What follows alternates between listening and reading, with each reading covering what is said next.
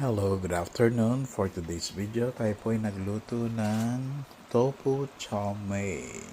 Yan.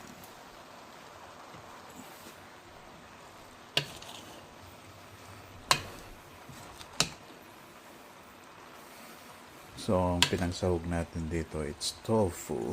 And then, ilagyan natin ng repolyo at saka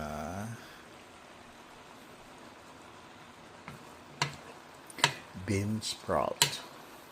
Yun lang ang gulay na nilagay natin sa ating chow mein.